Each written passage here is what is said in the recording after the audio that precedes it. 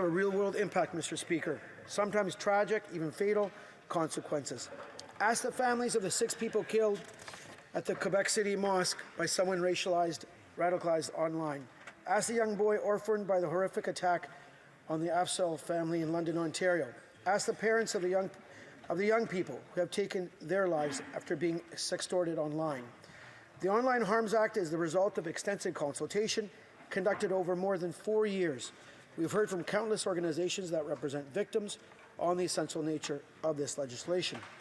The groups in support of this bill range from the Canadian Centre for Child Protection to the National Council of Canadian Muslims to the Centre for Israel and Jewish Affairs to the Canadian Race Relations Foundation. Victims of exploitation and hatred and those who advocate on their behalf are asking us, all of us, to do more. It's time we meet their call and meet their demands. The Leader of the Opposition forgets All right, fact. question period coming up very soon. Stopping hatred, online or non-online. Conservatives are abandoning victims who are asking us to do more. They are discrediting the years of detailed expert advice and shared experience gathered during consultations. The Conservative so-called law and order agenda vanishes when it comes to keeping our digital world safe and keeping our kids safe, Mr. Speaker. That puts children at risk. That allows hate to fester. We won't let that happen, Mr. Speaker. We will do better. Canadians deserve to live in safety online and in the real world.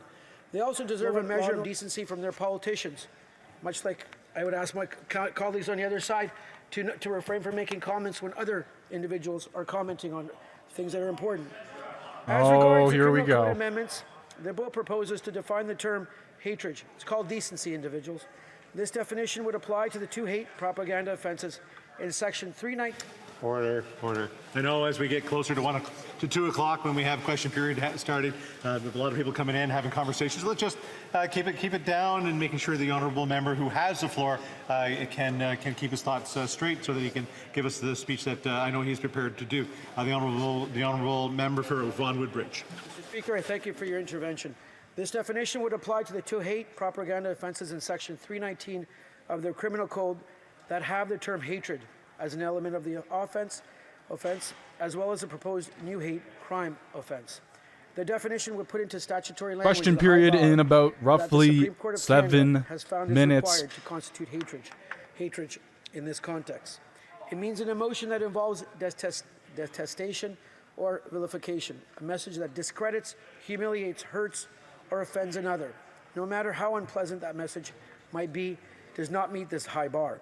There is a category of online language that we call awful but lawful. The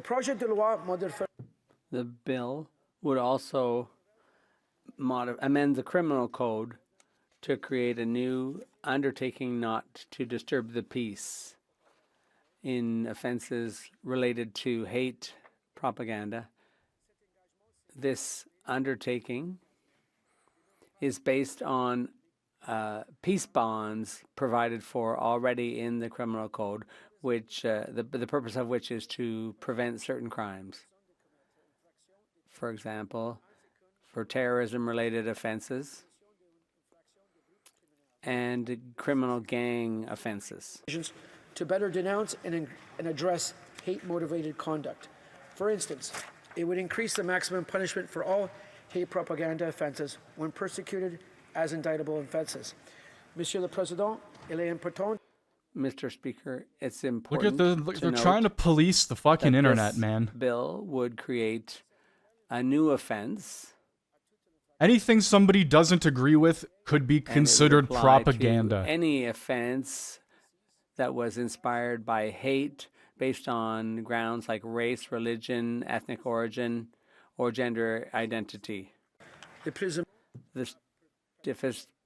stiffest penalty would be life imprisonment. And this would be in the cases where serious harms were caused by a hate-based offense. And this would be harm to an individual, harm to the community, and harm to Canadian society as a whole.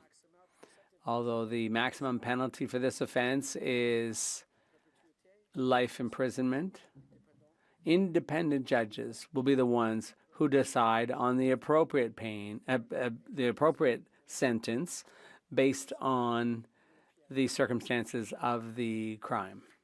I strongly support this proposed change, Mr. Speaker. It would respond to repeated calls for stronger hate crime laws in the criminal code and would send a clear message that the government, and indeed all parliamentarians, strongly condemn and denounce any crime committed with a hate motive. Quite simply, harming others out of hatred has no place in our society, and our laws should reflect this. It would also allow us to better understand and address hate-motivated crime by allowing better identification and tracking of these individual offences. Finally, Mr. Speaker, I turn to amendments outside the criminal law. This bill proposes amendments to the Canadian Human Rights Act that would empower individuals and groups to obtain effective remedies against other users who post hate speech online, as improved in Section 13 of the CHRA, would provide that is discriminatory practice to communicate hate speech online. Complaints would be filed at the Canadian Human Rights Commission, which would screen them out or into the process under the Canadian Human Rights Act. Respondents might recognize at this point that their content is hate speech and take it down. Otherwise, the Commission would decide whether to send complaints for adjudication at the Canadian Human Rights Tribunal. After a fair hearing, if the tribunal upholds a complaint, it would order the respondent to remove the hate speech. In special cases, the tribunal will be able to order compensation to victims personally identified in the hate speech and may award a monetary penalty. If needed, Mr. Speaker, to ensure compliance with the law. In any event, the purpose of the CHRA is not to punish, but to remedy Section 13. Section 13 is not criminal law, and it does not establish an offence. Some members may recall that Parliament repealed an older version of Section 13 of the CHRA a decade ago. That repeal took an important tool for combating hate speech online. In that time, we have seen why Canadians need this tool. We consulted widely, Mr. Speaker, to understand the perceived problems with the former Section 13. As a result, these amendments include a number of improvements. Specifically, hate speech is now clearly defined, and the Commission would rapidly dismiss complaints that do not satisfy this definition. Complainants and witnesses may be given confidentiality where needed in order to protect them from reprisals. Further, the tribunal would have more control over litigants who abuse the process. Ces modifications à la loi. These changes to the Canada Human Rights Act will create effective remedies in individual cases, along with more systematic regulations under the Online Harms Act. I'd like to conclude, Mr. Speaker, my speech by pointing out that this bill also deals with online crime Juvenile pornography. and child pornography. Pornography sur Internet par les personnes qui fournissent des services Internet. It also applies to Internet service providers. And the legislation will be amended to address rapid sociological and technological change when it comes to child pornography.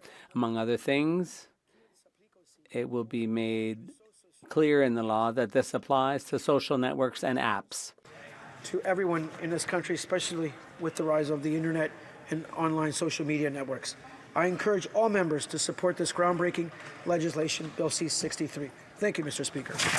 Now, as there isn't enough time for questions and comments, when we do return back, the honourable member will have 5 minutes of questions and comments. Statements by members. Déclaration de député. The honourable member for Bonavista, Buren, Trinity. Mr. Speaker, the Canadian dental care plan is already changing lives in many communities in Bonavista, Buren, Trinity, and across can now visit the dental office thanks to the Canadian dental care plan. Dental office thanks to the Canadian dental care plan.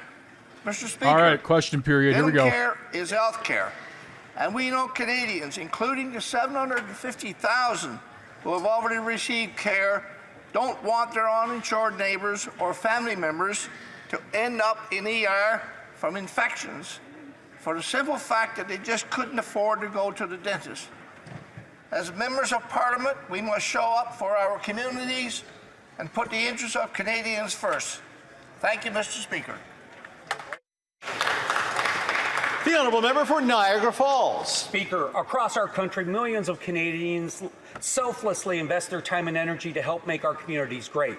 One such individual is Stephanie Bjorgen, who has worked tirelessly to improve the quality of life for children and their parents through the establishment of the Red Roof Retreat.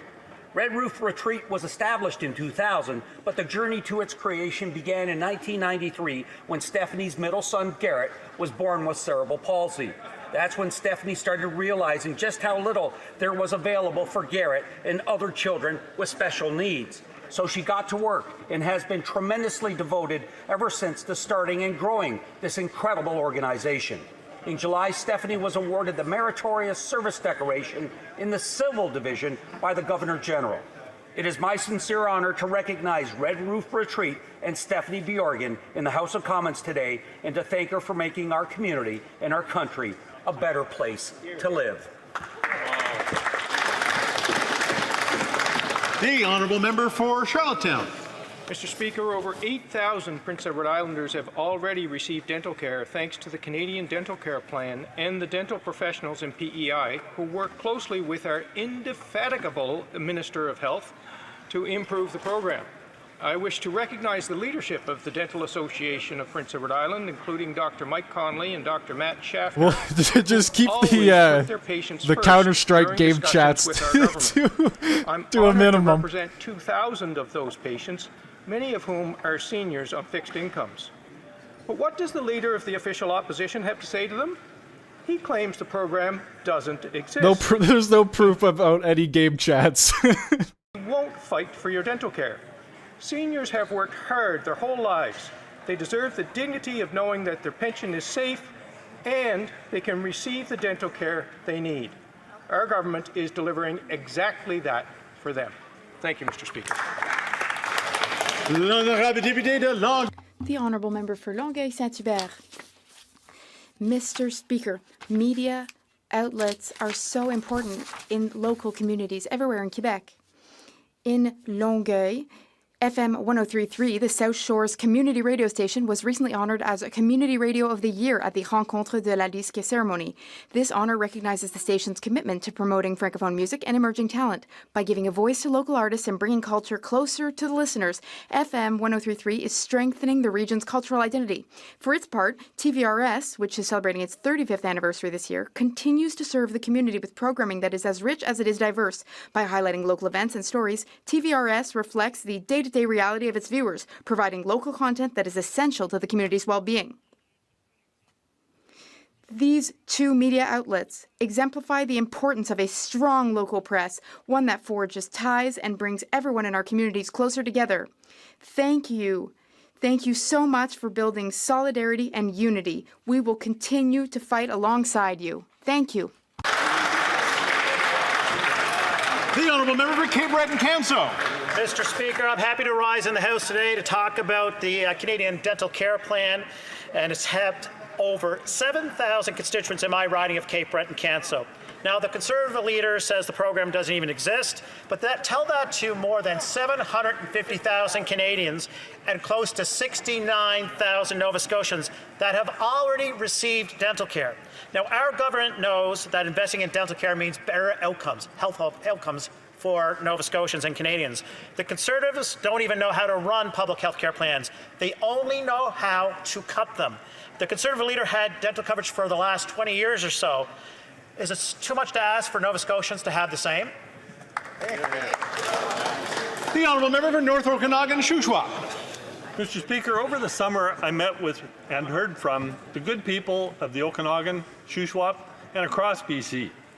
They are hardworking and they love their country. But what I heard from them was taxes are up, costs retracts the message. They are saying time is up. 1 in 5 Canadians skipped or reduced the size of at least one meal because they couldn't afford groceries. 1 in 5 parents ate less so their children or other families could eat. In Vernon, 1 in 23 families relied on the food bank in the last 12 months, and 1 in 13 kids depended on the food bank last year. 30% of food bank users in Vernon are children. Many food bank users are hardworking, middle-class families struggling to put food on the table, some already working 2 or more jobs. What I heard was after 9 years of this Liberal NDP government, those good people have no confidence in this government and want a carbon tax election now. The Honourable Member for Vimy. Mr. Here's a line at one of the food Thanks banks. to our government, the Canadian Dental Care Plan helps Canadians across the country, including in Quebec. Over 713,000 Quebecers are eligible for coverage through the Canadian Dental Care Plan, including 12,000 people in my riding of Vimy. And if that's not enough to convince you of the program's success, well, just ask the 750,000 Canadians who have already benefited from the plan. These are real people who are benefiting from this historic program put in place by our government. When we make healthy communities a priority, everyone benefits. Merci. The Honourable Member for Madawaska-Restigouche. Thank you, Mr. Speaker. In my riding of Madawaska-Restigouche, we're seeing the positive effects of the Canadian Dental Care Plan. Over 52,000 New Brunswickers are eligible for care under this program. That's not only great news for my province, Mr. Speaker, but it's also great news for the 750,000 Canadians who have already had access to care through the plan. Mr. Speaker, Conservative cuts will endanger the dental care program, and our people need it in New Brunswick and elsewhere in Canada. Canadians can rest assured that our government is committed to protecting their healthcare system and their dental care. Thank you, Mr. Speaker. The Honourable Member for Red Deer Lacombe. The third Saturday in September is National Hunting, Trapping and Fishing Heritage Day across Canada. But this NDP Liberal government has turned their back on hunters and anglers. Hunting, trapping and fishing are synonymous with Canadian identity and heritage. Canada is blessed to have vast amounts of public land, forest, rivers, lakes and oceans. And as the Shadow Minister for Hunting, Angling and Conservation, I am proud to represent the interests of the millions of Canadians who hunt, fish and conserve our wild spaces. But after 9 years of this NDP Liberal government, hunters and anglers have had enough. As lawful gun owners, hunters are tired of being demonized and blamed by this government for the violent crime wave they caused. Anglers are frustrated by the restrictions and closures that make no sense, and grassroots and local conservation organizations are ignored or left out in the cold in favor of global agendas that will deny Canadians access to our own wild spaces. Conservatives know that hunters and anglers are the original and best conservationists, and a Conservative government will always listen, respect, and include them.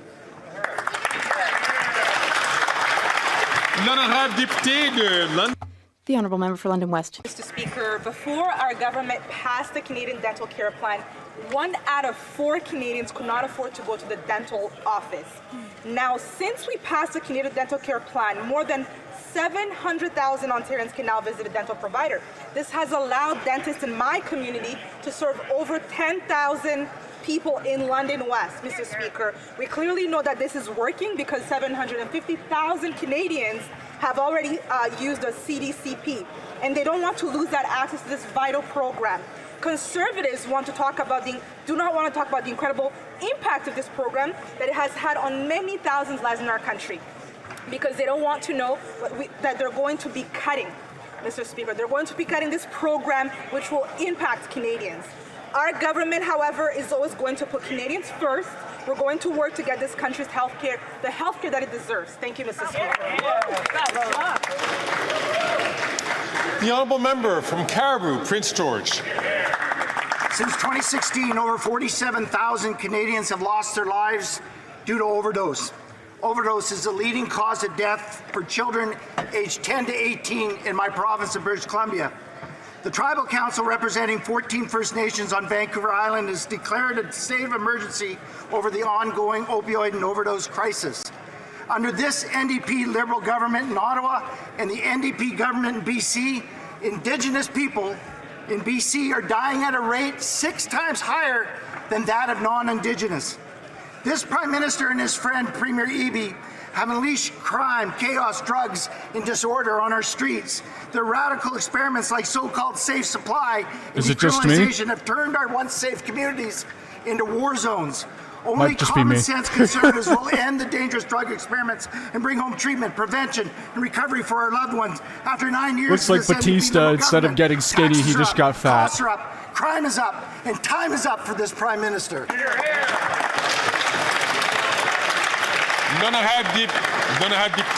The Honourable Member for Lévis-Lotbinière. Mr. Speaker, voting for the best interests of Quebec means voting with us on the Conservative Party's motion of non-confidence in this government. If the Bloc Québécois truly cares about the people of Quebec, then it must vote with the Conservative Party and stop selling its soul. That's what Premier Legault has urged them to do. So far, the Bloc Québécois has failed to achieve a single thing for Quebec. On the issue of the woodland caribou, the Liberals are going to put 8,000 jobs at risk with their Liberal decree. The Bloc has not managed to negotiate to have the decree cancelled. The only party working to save the forestry sector in Quebec is the Conservative Party. That's why the Bloc must vote with us on the non-confidence motion in order to save 8,000 forestry jobs all over Quebec. Mr. Speaker, we need to really, truly support Quebec. Will the Bloc vote to axe the tax, build the homes, fix the budget, and stop the crime? The Honourable Member from Winnipeg South. Well, Mr. Speaker, Manitobans believe in building up, not tearing down our public health care system, as the Conservatives have always done over the decades. That's why we are taking action to strengthen it for the long term. Our government is making significant progress in dental care, with more than 62,000 Manitobans now eligible to receive care. Across the country, 750,000 Canadians have already accessed dental care that they need, relieving families of the burden of high out-of-pocket expenses. This program is already making a real difference in the lives of Canadians. Mr. Speaker, we've heard loud and clear from Manitobans that they want to see meaningful investments in health care, and we are doing exactly that. This is about creating a stronger, more inclusive health care system that reflects the values of Manitobans, equity, accessibility, and a commitment to leaving no one behind. Thank you, Mr. Speaker. The Honourable Member from Skeena-Bulkley Valley. Mr. Speaker, there were tears of joy and relief across northern BC last night when news broke that 6-year-old Oakland Schweder had been found safe. Oakland was reported missing Thursday evening, and what occurred over the next 72 hours was one of the largest searches in northern BC history. On Saturday alone, over 800 people were out searching for her. I hope my colleagues will join me on behalf of all Canadians in thanking the RCMP, search and rescue teams from across BC, the Canadian Rangers, Skintyee First Nation, Chinook Emergency Response, the BC Wildfire Service, and especially the hundreds of everyday citizens who traveled from far and wide to be part of the search effort. And Mr. Speaker, as we rejoice that young Oakland is back in her parents' arms, this morning, our hearts and condolences go out to the family in Shamattawa, Manitoba, who have received tragic news concerning their missing loved one. May they find strength and support in the days to come. Thank you.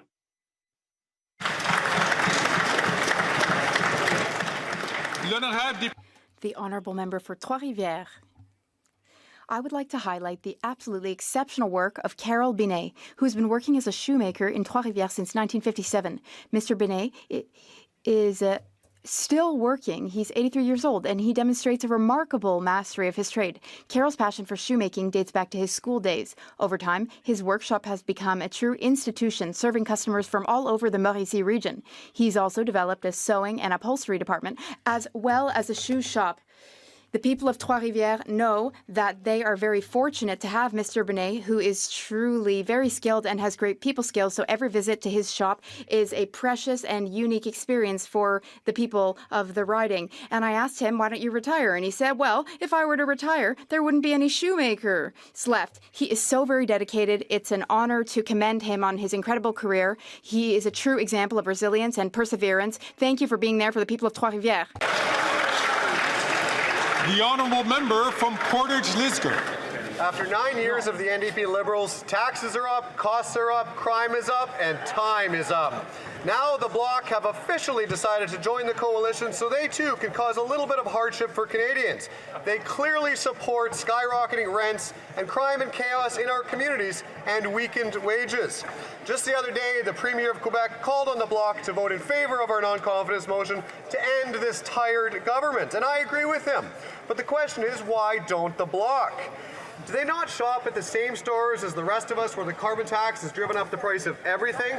Can they not see the drug-fueled crime in our streets? Or maybe it's because they have the most MPs slated to benefit by getting a pension, just like the leader of the NDP. One thing is clear, the choice Canadians will have in the carbon tax election.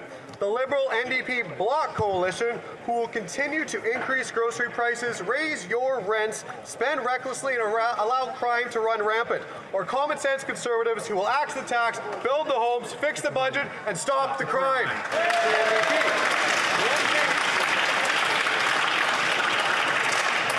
Sometimes the translators fuck up big time. Skyview.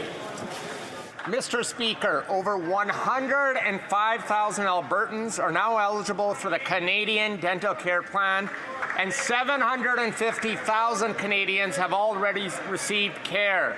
The numbers speak for itself. Canadians want the CDCP. Accessing dental care shouldn't be political. This is a historic program, and we must protect and build our public healthcare system so that it's well equipped to meet the needs of Canadians today and for generations to come.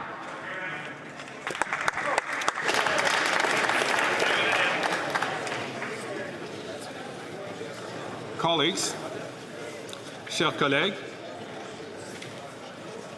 the last time I was in this chair, there were a number of questions which were not relevant to the administration of government.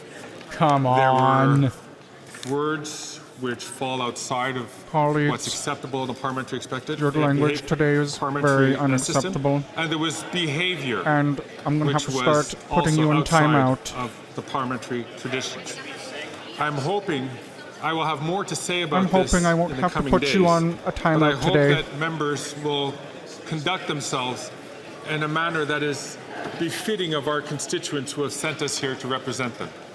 Alors, chers collègues, jeudi. Please don't hurt each other's feelings today. Thursday, there were questions that were not germane to government. Oh my God, man! This makes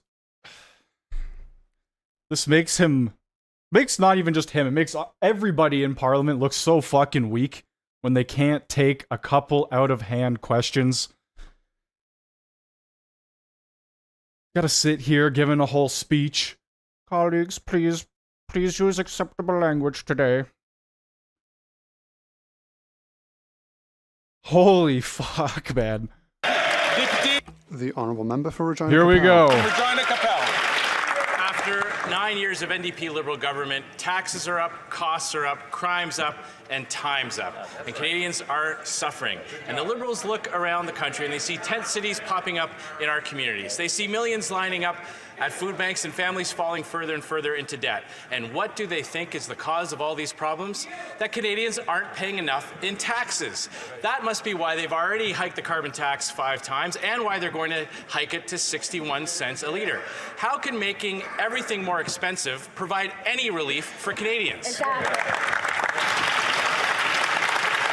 Honourable Deputy Prime Minister, Minister of Finance. Mr. Speaker, I am glad that the Conservatives are finally talking about the economy because it gives me a chance to highlight some good economic news we've had. Last week, we learned that inflation in August was at 2%.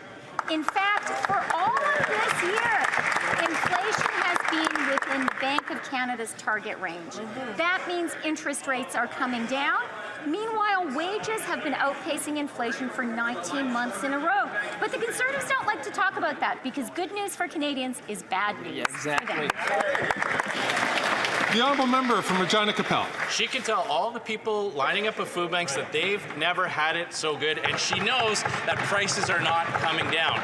She also knows that her carbon tax won't stop a single forest fire or flood. They've admitted that. So Canadians get the brutal double whammy of all the extra costs associated with natural disasters, plus the carbon tax on top of it. And now the NDP leader is trying to pull off another stunt. He's trying to fool Canadians that he's got some new position on the carbon tax. In reality, he loves it. He's voted for it 24 times. If they're so sure that Canadians love their carbon tax, why don't they take it to the Canadian people and let them decide in a carbon tax election?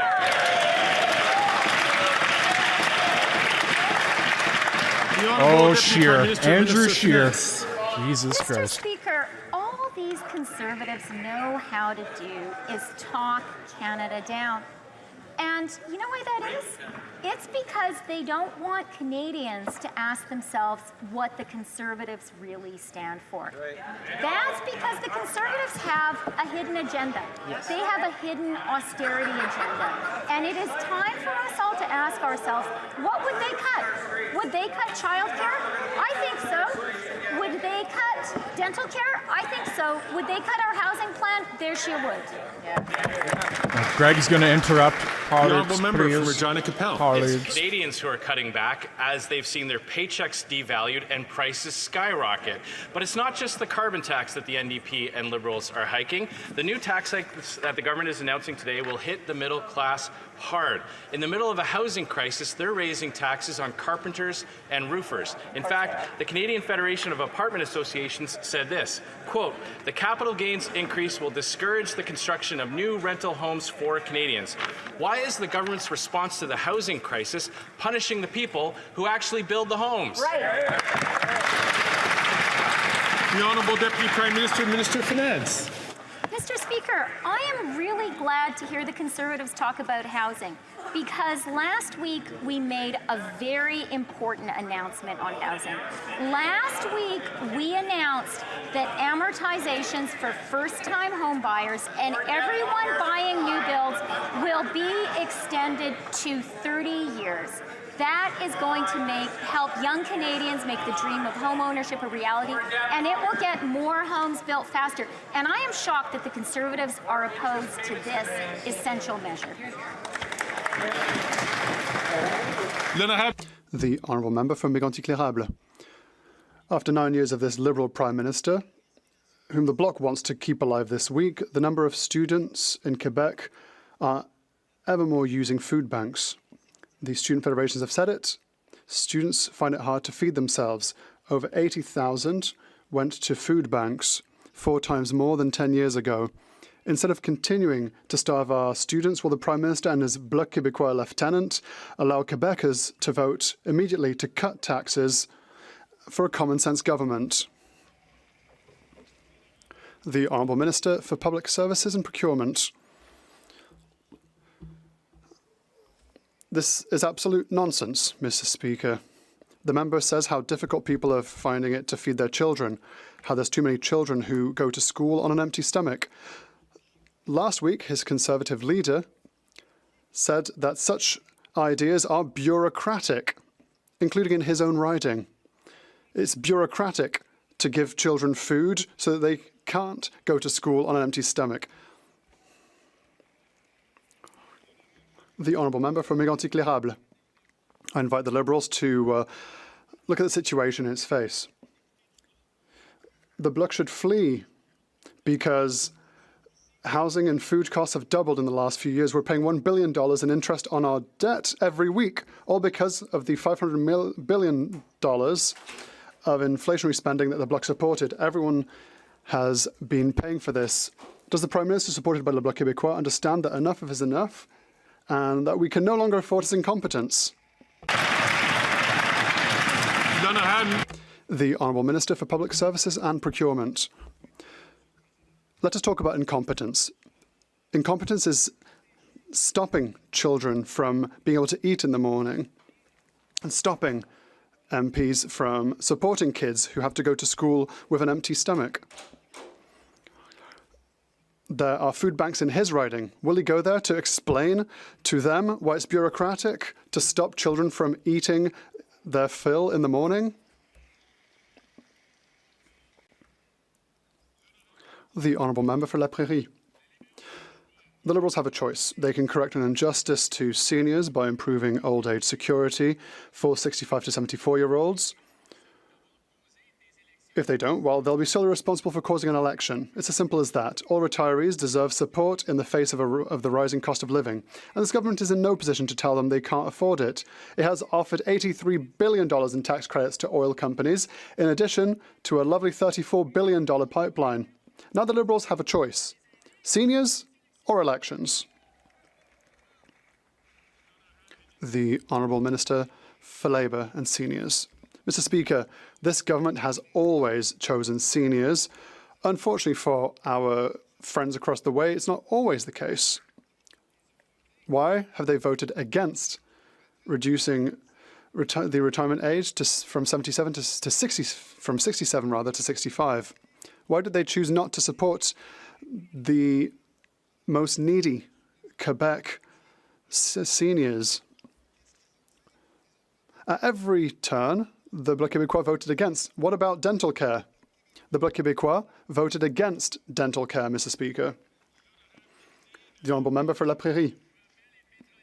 Just a reminder, oil companies received $83 billion in tax credits, and there was a bonus $34 billion pipeline. Meanwhile, pensioners aged 65 to 74 are being deprived of 10% of their pensions. That's a lot of generosity towards multi-billion-dollar oil companies out west, only to then tell Quebec seniors, well, I'm sorry, you're too expensive. Clearly, the oil companies are a Liberal priority. Our priority is seniors. It is high time the Liberals put their priorities in the right place. Are they going to improve pensions for all seniors or trigger an election? The Honourable Minister for Labour and Seniors. I would like to invite my colleague, and I know that he wants to be specific in his words. We have never cut aid to seniors.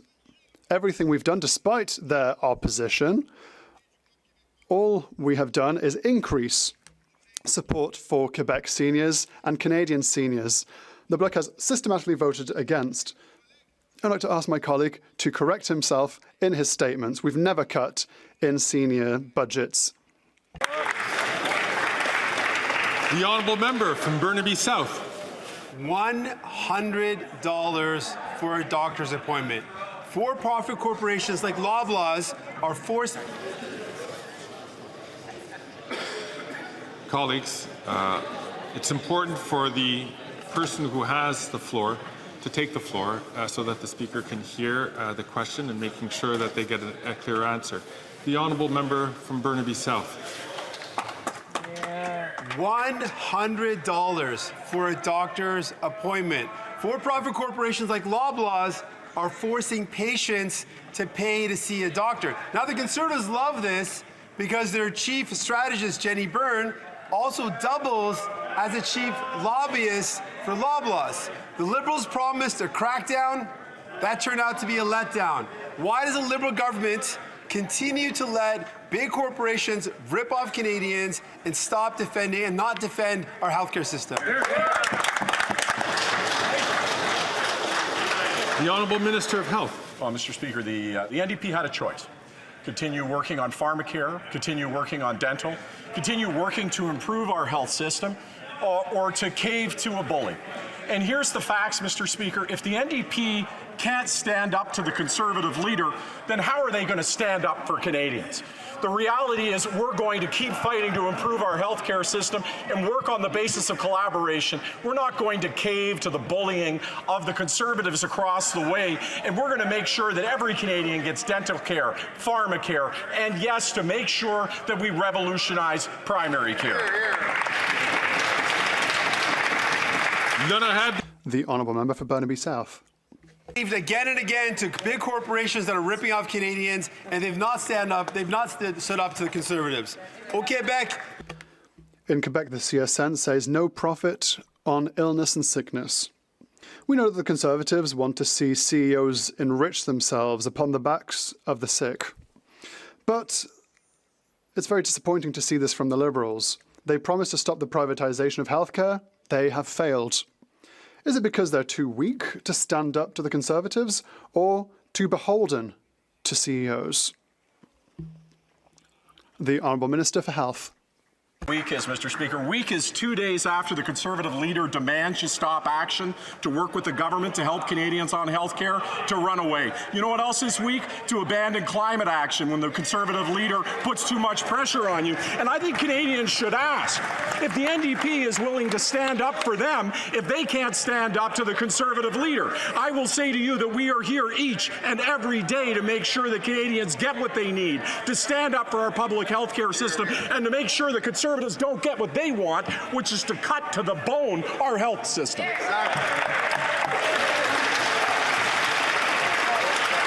The honourable member from Stormont Dundas, South Glengarry. After 9 years of NDP Liberals, taxes are up, costs are up, crime's up, and time is up. Here's how bad the carbon tax has driven up inflation in food costs in Toronto. The Daily Bread Food Bank says their monthly usage has gone from 60,000 to 350,000 people per month. That's a 480% increase. Pre-COVID, they spent $1.5 million per year on food.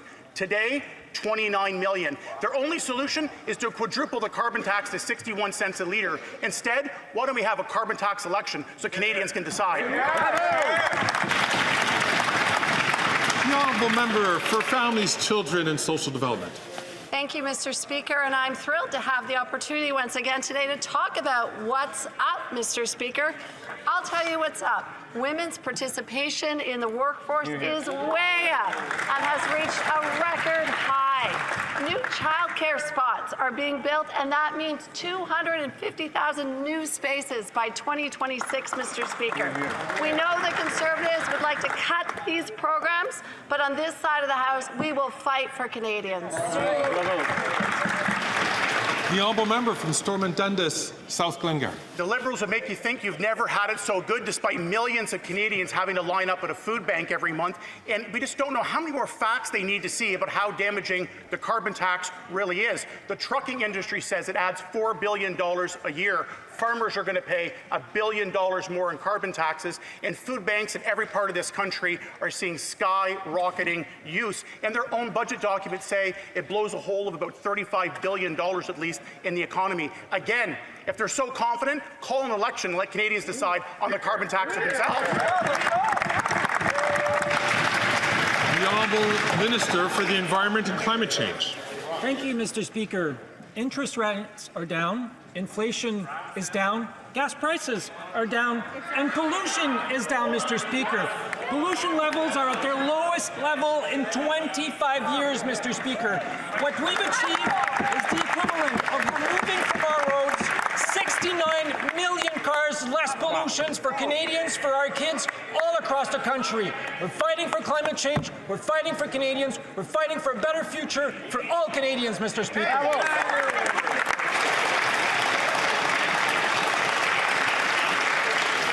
The honourable member from Dufferin-Caledon. After 9 years of these NDP Liberals, everyone knows taxes are up, costs are up, crime is up, and pretty soon time's going to be up for these corrupt Liberals. We all remember a couple of weeks ago where a brave steelworker confronted the Prime Minister and said taxes are killing him, and he doesn't believe a single word the Prime Minister has to say. And yet, the NDP keeps propping up this unpopular government. Why? Because their leader wants to keep his pension. Why is this NDP Liberal government so intent on raising the carbon tax and reducing workers' pay? The Honourable Minister for Innovation. Mr. Speaker, for all the Canadians watching at home, they will know what's up, Mr. Speaker. It's investment in the future of this country, Mr. Speaker. Under this Liberal government, investment is up in decarbonization to make sure that our steel mill would be productive, to make sure that our steel workers would have a job, to make sure that Canada would win in the economy of the 21st century, Mr. Speaker. Canadians know that what's up is to make sure that this government continues, that we make sure that we invest in them, and we build the Canada of the 21st century. Now this guy, every time he speaks, he's just yelling. Member member from Dufferin Just Caledon. yelling. That minister has some nerve to talk about steel. Let me tell you this. I met with steel workers and the steel industry, and they have said if they quadruple the carbon tax like they plan, there will not be a single steel plant left in this country. That's his economic record. That's what he's doing to Canadians. And the carbon tax is not an environmental plan. It's a tax plan that's blowing a $35 billion hole into the Canadian economy every year. Workers are bringing home less. They're paying more. It's time for a change. Why don't they call a carbon tax election and let Canadians decide? The Honourable Minister for Innovation. Mr. Speaker, I'm happy to talk not only about steel but about aluminum, Mr. Speaker. Yes. Because one thing that Canadian workers know is that when it was time to stand up for them, we stood up for them, Mr. Speaker. That's we right. just imposed tariff on steel that is coming from China to make sure, Mr. Speaker, that we would protect our industry. That's we right. would protect our job. We would protect our future. Mr. Speaker, workers across the nation know that we have their back. We will fight for the industry, and we will always fight for Canada, Mr. Speaker. Very good. I don't know. That's why you had steel workers calling out Trudeau directly to his face. The honourable member for Kinda Charlebourg strange. Saint-Charles.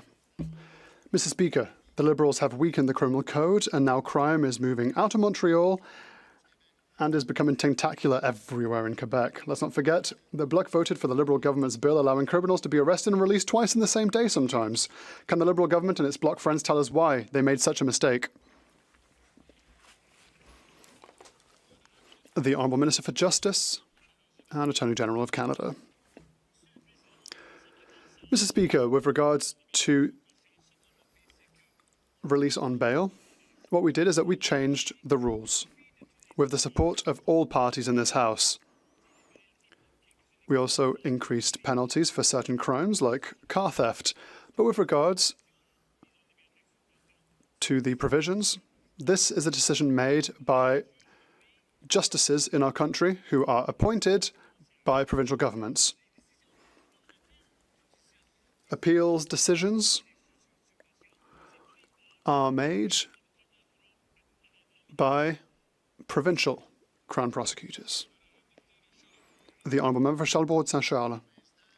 Mr. Speaker, does the Minister recognise that changes through C5, C75, C83, does he recognise that criminals are no longer scared of anything? Crime is exploding throughout Quebec. A 14-year-old died in Beauce. Shots have been fired in Quebec City and in the Saguenay. An increase in crime. Will the government recognise their mistakes and bring back the criminal code to what it was? The Honourable Minister for Justice and Attorney General of Canada. Just to be absolutely clear, when a decision is made, it is made by a provincially appointed justice.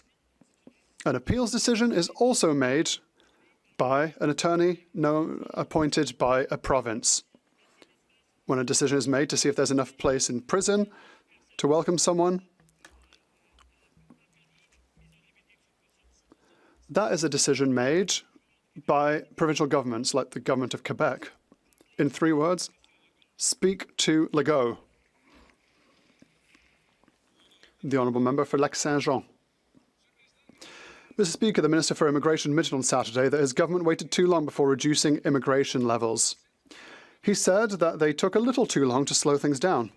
Mr. Speaker, Quebec has been sounding the alarm for years. The Bloc Québécois has been warning the minister for years. We presented him with facts, and he responded with insults. Does he realise today that we would not be caught up in such a fiasco had he listened to Quebec's warnings instead of calling everyone all kinds of names?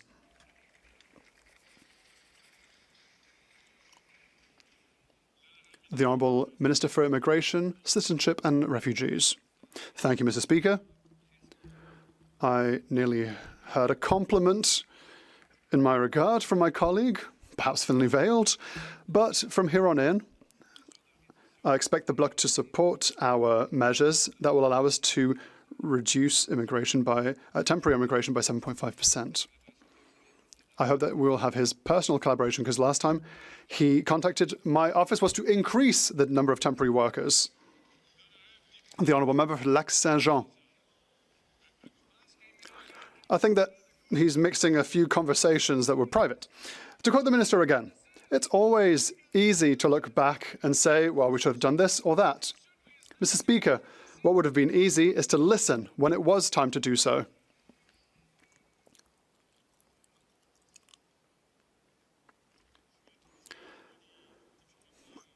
I had somewhat of an issue hearing the question from the member for Lac-Saint-Jean, so I would ask him to start it again from the top. To quote the minister again, it's always easy to look back and say we should have done this or that. Mr. Speaker, what would have been easy is to listen when it was time. Quebec warned him. The Bloc Québécois warned him. The economists of major banks warned him. Even his own officials warned his government as early as 2022 that his immigration targets would put pressure on healthcare and housing. He listened to no one and insulted everyone. Now it's too late to listen, but it's perhaps not too late to act. What is he waiting for, Mr. Speaker? The Honourable Minister for Immigration, Citizenship and Refugees. Mr. Speaker, so many compliments for me. I'm loving it. But I would just like to remind the member across the way that it's the same Quebec government that tripled the number of temporary residences under their jurisdiction.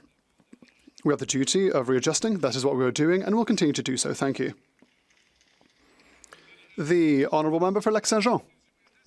Mr. Speaker, he just blamed his own government last week. It's all well and good if the minister admits that he took too long to act, but this admitted fault is not yet half forgiven because at the moment there is no distribution of asylum seekers. A record number of asylum seekers are on social assistance because they're waiting months and months for their work permit from the federal government. They're not even allowed to work, Mr. Speaker. There's still years upon years upon years of delays in processing applications, and all the while, Quebec's public services are overworked. When are we going to see real action on the ground with real results, Mr. Speaker? The Honourable Minister for Immigration, Citizenship and Refugees. It just takes 60 days for a work permit, Mr. Speaker. I met the new Immigration Minister, Jean-François Roberge, or I will be meeting him tomorrow with the Minister for Public Safety, and I expect we will make good progress. The Honourable Member from Halliburton, Kawartha Lakes, Brock. Speaker, after 9 years of the NDP Liberals, taxes are up, cost is up, crime is up, and time is up. Drug addiction and crime have been running rampant under this government. As a direct result of the failed drug policies, this legalization experiment, overdoses have become the leading cause of death for children in British Columbia. In fact, numerous First Nations in BC are under a state of emergency due to the drug crisis as they try to protect their children. When will the NDP Liberal coalition admit failure and bring home our loved ones drug-free?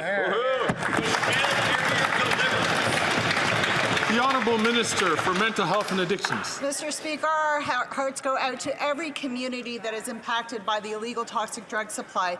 And it's nice to hear the Conservatives actually acknowledge that there is a crisis, because when they were in power, they cut the drug treatment fund by more than 2/3, Mr. Speaker.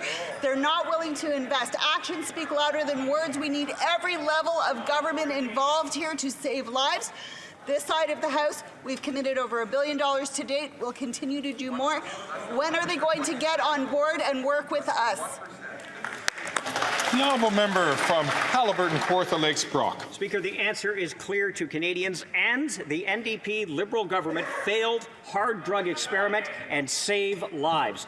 Rather than stemming the tide of overdose deaths, this Prime Minister's radical experiment has flooded our communities with dangerous opioids. It's even worse in BC's First Nations communities, where people are dying at 6 times the national rate. When the NDP Liberal coalition and this failed agreement, when will they end it and end this failed policy and save lives? The Honourable Minister for Mental Health and Addictions. Mr. Speaker, on this side of the House, we continue to work with every level of government to save lives each and every day. Rather than slogans on the back of a napkin, Mr. Speaker, on this side of the House, we listen to experts, we listen to the communities, we listen to the science. Mr. Speaker, on this side of the House, we believe in the health of communities. On that side of the House, they don't believe in science, they don't believe in data, and they don't believe in saving the lives of Canadians.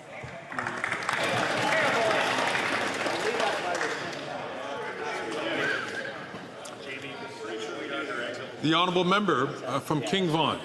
After 9 years of this NDP Liberal government, taxes are up, costs are up, crime is up, time is up. Mr. Speaker, across this country we are seeing seniors line up to get their groceries from food banks, skipping medication and living in tents. Mary, a senior in Maple, showed me her heating bill. She received $44 worth of gas but paid $46 in carbon tax. The NDP leader is keeping the Prime Minister in power so he can secure his pension. Why won't the NDP Liberal government call a carbon tax election and let Canadians decide? The Honourable Minister for Labour and for Seniors. Mr. Speaker, I thought we had heard everything in this House, and then I heard the honourable member. That from the party that has stood up in this House and voted no to every single support that we have brought in for seniors in this country. And that after the Prime Minister for that party, Mr. Harper, went to Davos, to the World Economic Forum, where he took that opportunity to tell Canadian seniors back home their retirement age was going up to 67. Shame on them, Mr. Speaker.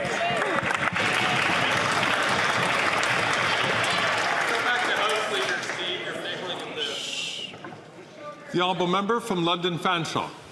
Lebanese Canadians in my community and across Canada are frightened as the region experiences unprecedented explosions and airstrikes. They've been trying to rebuild Lebanon for years. They don't want a war. This escalation means civilians, including children, seniors, people living with disabilities, vulnerable people pay the price. My constituents are terrified for their friends and families who are caught in the middle. This government needs to be pushing for peace so all those in the region can be safe. Can this government tell us what exactly they're doing to de-escalate the situation and prevent a wider war? The Honourable Parliamentary Secretary. Thank you, Mr. Speaker. Canada is following closely the situation between Israel and Lebanon, both because of the danger of escalation in the region, but also because the high number of Canadians in Lebanon. As we have said since October, Canadians should avoid all travel to Lebanon, and Canadians in Lebanon should book a commercial flight to leave the country. No country or nation stands to gain from any further escalation. Thank you, Mr. Speaker. The honourable member from Hamilton Centre. This Liberal government is allowing the rampant wage theft of truck drivers. Drivers who bring essential goods to Canadians are being taken advantage of because neither Liberals nor the provincial Conservatives have the courage to crack down on shady bosses. Our hardworking truck drivers deserve a government that fights for them, one that ensures they get paid for their work. Mr. Speaker, when will this Liberal government finally enforce the Labour Code to protect vulnerable workers and stop the brazen wage theft? The Honourable Minister of Labour and for Seniors. Well, of course, Mr. Speaker, the NDP, had they stayed in on a cooperative basis with us, they would know that we have worked closely with both workers and businesses to find an effective and fair solution to this problem. In fact, earlier this year, we changed the Canada Labour Code to stop employers miscasting employees as independent contractors. And any employer, Mr. Speaker, who knowingly misclassifies an employee to avoid their obligations is breaking the Canada Labour Code and will face consequences. Good job. The honourable member from Scarborough Agincourt. Mr. Speaker, 750,000 Canadians have already received care through the Canadian Dental Care Plan, and that number will keep rising. Almost 9,900 constituents in my riding of Scarborough Agincourt have enrolled in the program. Many seniors have been able to get dental care after years of not being able to afford to. Can the Minister of Health update this House on how the Canadian Dental Care Plan is helping Canadians access dental care? The Honourable Minister of Health.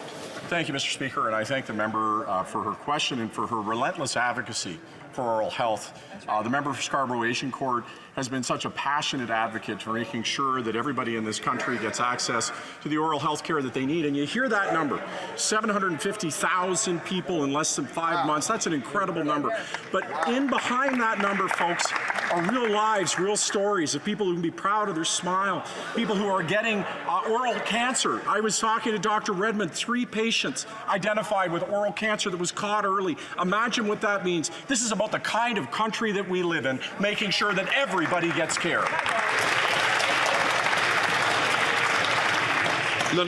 The honourable member for Louis Saint Laurent. Mr. Speaker, the housing crisis isn't getting any better. In Quebec, right now, 1,671 families don't have housing. That's more than in July. There are 13% fewer housing starts. According to the APCHQ, many young people are worried about being able to afford the rent. 61% of young people. Can the government understand that making the same mistakes is not going to build more housing in Canada? The Honourable Parliamentary Secretary to the Minister of Housing and Infrastructure. Mr. Speaker, I have a lot of respect for my friend opposite, but he knows full well, where is the Conservative plan on housing, on people who are unhoused? When it comes to getting people housed, when it comes to making sure there's more homes, what has this government done? Lifted GST off of the construction of apartments, taken people off the street, 87,000 people off the street with wraparound supports, Mr. Speaker. They go to encampments and make videos and use people as props. That's not what we're going to do. We're going to step back.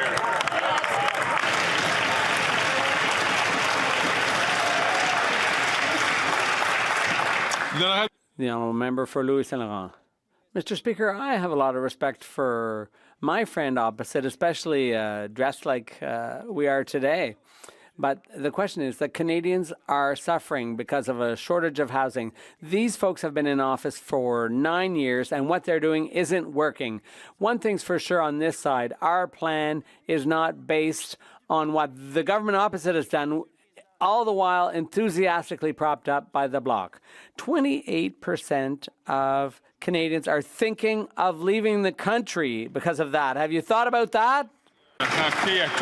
I'd just like to remind all members that questions are to be put to the chair in order to maintain a certain atmosphere in the House. The Honourable Minister of Public Services and Procurement.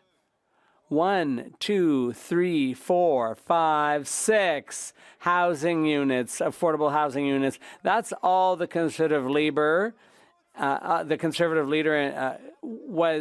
got built all across the country in the whole time his party was in office. And yet there are 160 affordable housing units that were built in the member opposite's riding in recent months. And so obviously it's the Conservative leader who's incompetent on this file. The honourable member for Chicoutimi-Lafiore.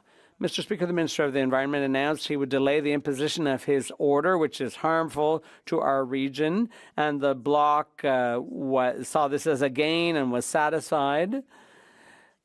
But this order will ultimately be implemented and will kill 1,400 forestry jobs in our region. It's just a matter of time.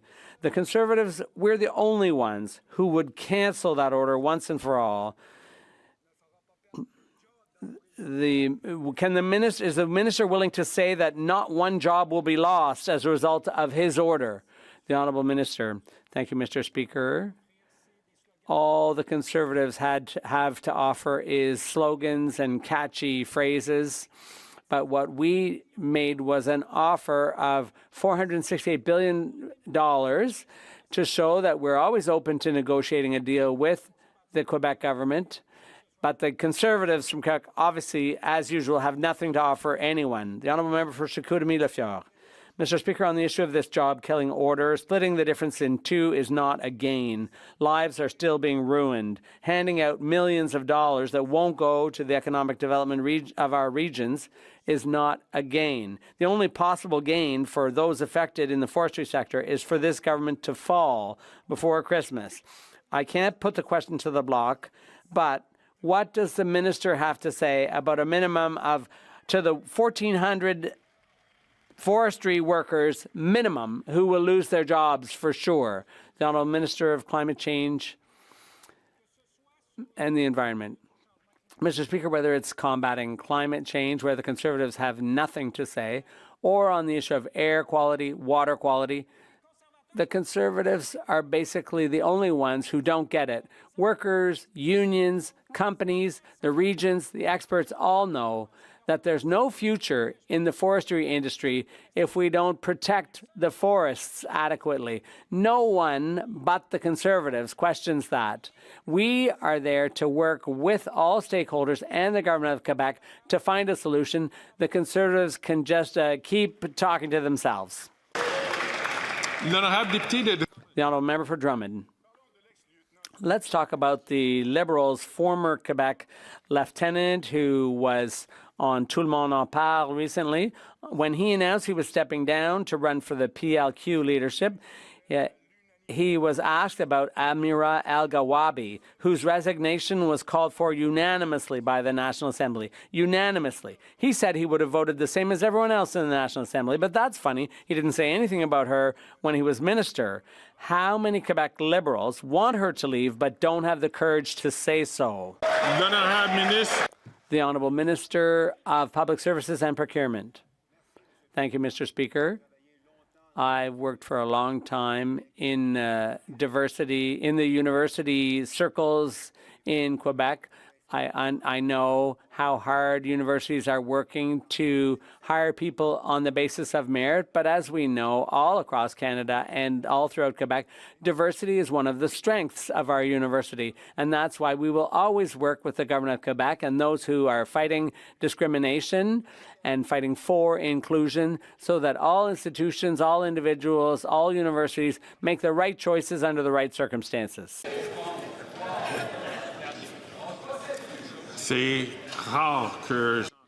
It's rare to hear hackling coming from that corner of the House. I hope this isn't a trend that's emerging. The Honourable Member for Drummond. Oh my God! Come on, let's continue. Speaker, it's pretty incredible the kind of things coming from the new Quebec lieutenant, but I bet a lot of Quebec Liberals think like their former lieutenant for Quebec. But like him, before he stepped down, they're keeping quiet. They're not even embarrassed about stifling their opinions and putting aside their convictions when it suits their party and their personal ambitions for a cabinet job. If they truly share the values of Quebecers, then they should stand up, pound their fists on the table and say so. Why does Amira El-Gawabi still have a job? The Honourable Minister. A fair Thank fucking you, Mr. point. Speaker. Quebec members on the government benches have a huge influence on the decisions that are made here. We are representative of Quebecers just as much as any Quebec member on the other side. The difference is that when we influence the government, we truly influence it. We don't just rip our shirts up publicly. We have an inside influence, and we're making a real difference.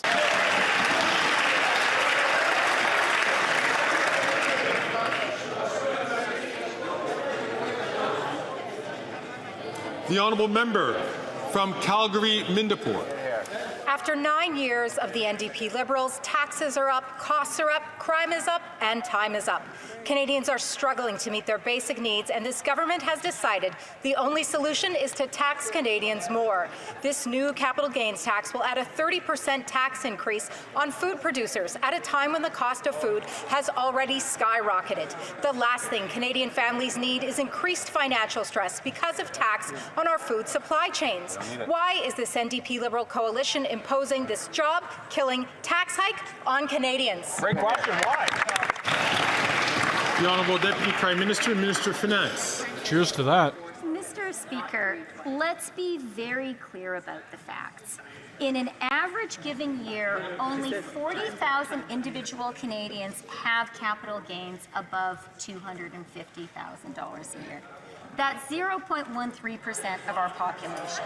And we believe that it makes sense for those with the broadest shoulders to support everyone else. Conservatives can tie themselves in knots trying to justify policies that are ultimately about austerity and cuts. That's no. The honourable member from Calgary-Mindeport. Well, they certainly gave their uber-rich friends enough time to move their money and are about to give their best friend, carbon tax Carney, $10 billion. Not only will this new capital gains tax increase financial stress, but it will prevent families from transferring wealth to the next generation. The Canadian dream is to build a foundation that you can pass on to your children. The capital gains tax is now increasing the pressures on Canadians as they pass on their wealth, their businesses, and their farms. Why does this NDP Liberal coalition want to kill the Canadian dream? And talking about spending money, where's Trudeau? On another vacation? Holy fuck, man.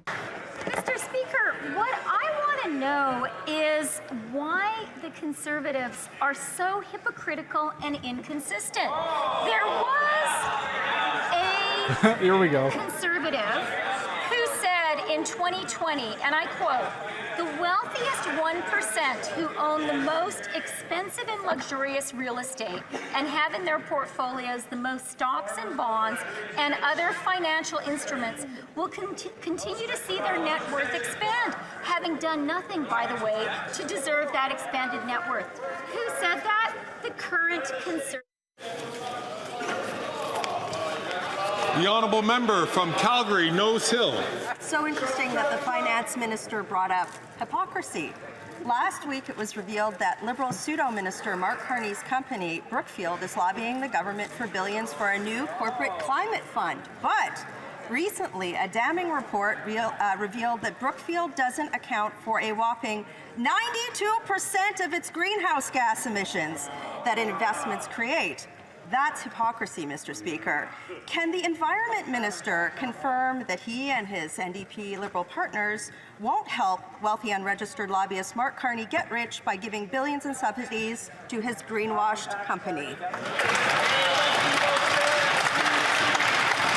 She just fucking annihilated her. The Honourable Deputy Prime Minister, Minister of Finance. Mr. Speaker, here we go. Our government is happy to get advice from Canadians across the country. But let's talk about who the Conservatives get their advice from. They get advice on the cost of living from a Loblaws lobbyist. They get advice on foreign policy and on Ukraine from Elon Musk and Tucker Carlson. And they get advice on women's rights from misogynists and the far right. We will take no lessons from them. That's right. The honourable member for Saint-Léonard, Saint-Michel. Mr. Speaker, more than... She didn't even address the actual problem. She just brought up far-right this, American Tucker Carlson this, blah, blah, blah, America that. Like, what the fuck? What was that talking point? Historic investment that benefits many Quebecers, especially seniors, and ensures access to the health care they need and deserve. Can the Minister of Public Services and Procurement explain how the Canadian Dental Care Plan helps Quebecers get the care they so desperately need? The Honourable Minister of Public Services and Procurement. Thank you, Mr. Speaker. Congratulations to the member for Saint-Léonard Saint-Michel for the outstanding success of the Canadian Dental Care Plan in her riding. And that's true for the 750,000 Canadians who've had access to dental care in recent months. Unlike the member for Lévis-Bellechasse, Les Etchemins, she actually wins top prize. She's had 18,000 seniors in her riding seek out free dental care. No congratulations to the Conservative leader who still has nothing good to say about the Canadian Dental Care Plan. Thousand Islands and Rideau Lakes. After 9 years of these NDP Liberals, taxes are up, costs are up, crime is up, and time is up for this high-flying, jet-setting Prime Minister who's off to New York to... I'm sorry. The honourable member has a voice that carries, but I'm still having difficulty hearing his voice. If I could ask members, please. If I could ask all members, please, to have either quiet conversations Colleagues, please. or so Colleagues. that we can the chair Please can hear control the answer. your comments. Colleagues, please. Colleagues, please. The honourable member from Leeds, Grenville, Thousand View Lakes from the top, please. After 9 years of these NDP Liberals, taxes are up, costs are up, crime is up, and time is up for this jet-setting, high-flying Prime Minister who's off to New York City to dine with elites while doubling costs for Canadians. While he's there, maybe he could check out the $9 million condo that he got for his media buddy, Tom Clark. They could share a coffee from this $5,000 coffee machine or work on their golf swing at the golf simulator paid for by Canadians, and maybe the Prime Minister can save us a couple of bucks and bunk with his buddy, Tom Clark, at this $9 million condo on Billionaires Row. And New York ain't cheap. It is not fucking cheap. For national defence. Thank you very much, Mr. Speaker. Mr. Speaker, the Prime Minister of Canada undertakes very important work representing Canada at home and abroad. And for example, this week in New York, he has spoken at the... Colleagues, please. The honourable minister, I'll invite him to start from the top. Holy shit, man. The Conservatives might have been more comfortable, Mr. Speaker, if I began with a bad poem.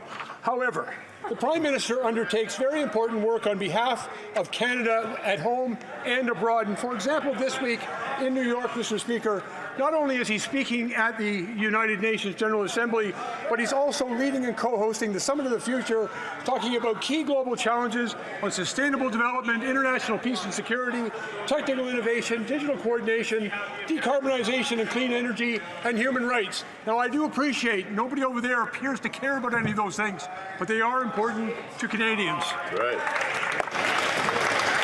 The honourable member from Brantford Brant. Mr. Speaker, after 9 years of these NDP Liberals, taxes are up, costs are up, crime is up, and now time is up.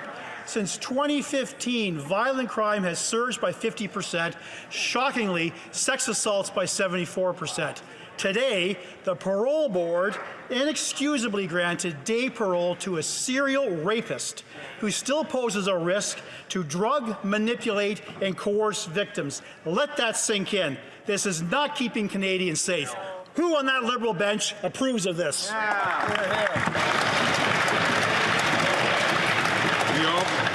The honourable Minister for Public Safety.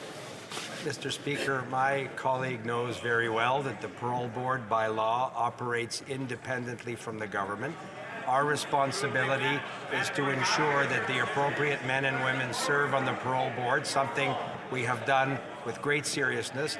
They know that the most important criteria in terms of an independent decision made by this quasi-judicial tribunal is public safety. My colleague knows that very well, and he should be careful not to increase public cynicism in a way that doesn't serve public safety. He knows very well that's incorrect.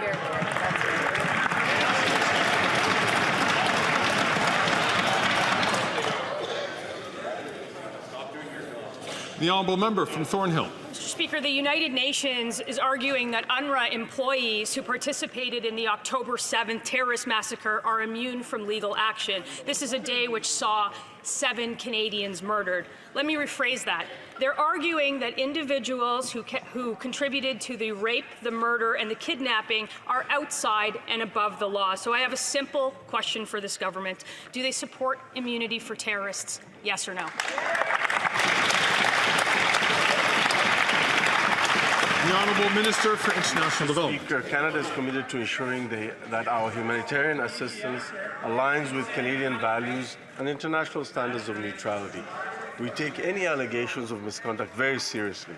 Upon learning of allegations from UNRWA about some of its staff, Canada was the first country to take action and pause all additional funding pending thorough investigations by the UN Office of Internal Oversight Services and an independent review led by former French Minister Catherine Colonna.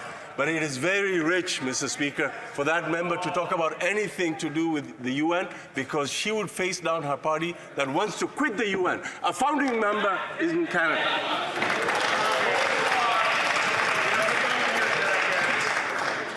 The honourable member from West Vancouver, Sunshine Coast, Sea to Sky Country. Mr. Speaker, it's become abundantly clear that the Conservatives would cut the Canadian dental care plan, taking away coverage from 2.4 million Canadians who've already enrolled in the program, with more signing up every day. That's more than 282,000 British Columbians. Will the Minister of Citizen Services please update the House on the work being done by the government? The Honourable Minister for Citizen Services. Well, thank you, Mr. Speaker. And my friend from British Columbia is correct. 2.4 million Canadians currently have their membership cards. Over 750,000 Canadians have care. And we are all hearing the good stories of the change that is making in individuals' life. It's making life more affordable. So while Canada is in a position to have the lowest deficit, the best economic forecasted growth, we're investing in making life more affordable with dental care, with child care, with pharmacare, by building more houses, by attacking climate change and making sure that we actually make measures to make Canada's lives better, and we'll continue to do that, Mr. Speaker.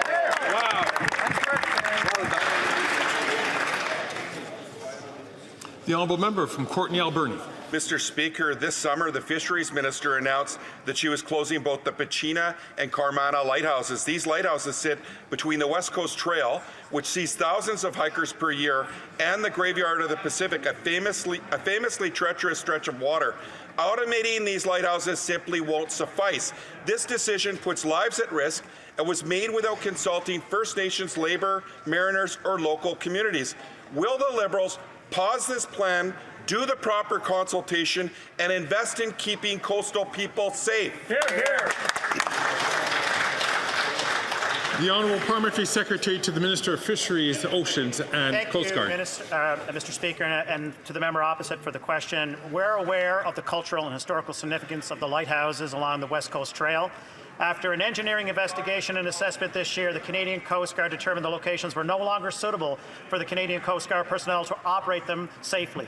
The safety and well-being of the Canadian Coast Guard personnel is our top priority, and we'll continue to ensure that the aids to navigation in these areas remain functional to continue to protect mariners and coastal communities.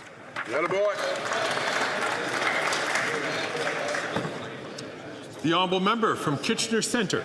Mr. Speaker, 4 years ago to the day, this government promised a new Canada disability benefit modeled after the Guaranteed Income Supplement. The GIS supports millions with maximum amounts of over $1,000 a month. The CDB, it's slated to deliver a maximum of just $200, and that's the select few who can qualify for the disability tax credit. Shame. Consultations on regulations for the benefit close today. Will this government listen to the disability community and deliver a Canada disability benefit aligned with their promise 4 years ago? Now.